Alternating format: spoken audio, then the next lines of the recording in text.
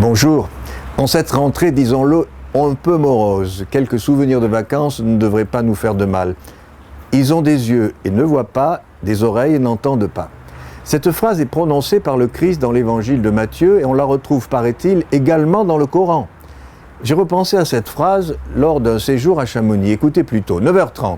Les touristes se pressent pour se glisser dans la benne du téléphérique qui va les transporter jusqu'à l'aiguille du Midi.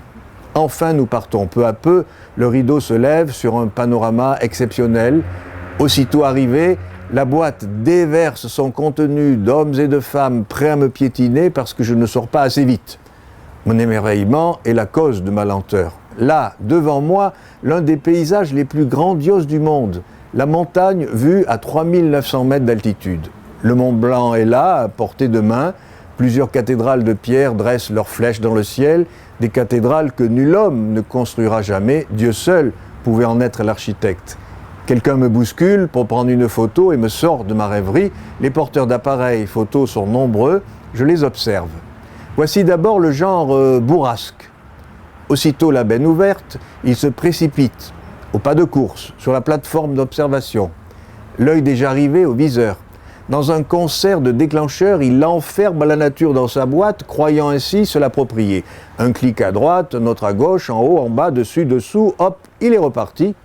Mais qu'a-t-il vraiment vu? Mais il n'y a pas que les photographes. Il y a ceux qui, aussitôt arrivés au belvédère, en font le tour comme s'ils étaient à la recherche d'un objet perdu.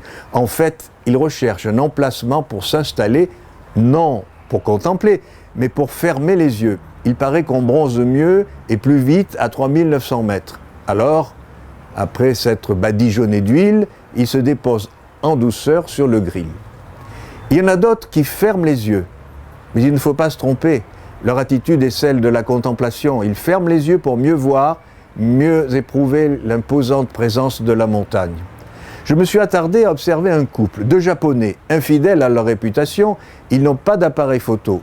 Ils arrivent, ouvrent leurs pliants, fixent leur chevalet, installent leur boîte de couleurs, puis, après un long regard silencieux pour mieux se laisser imprégner, ils fixent sur le papier en de légères aquarelles leurs émotions. Je suis resté longtemps auprès d'eux parce que j'étais bien. À bientôt.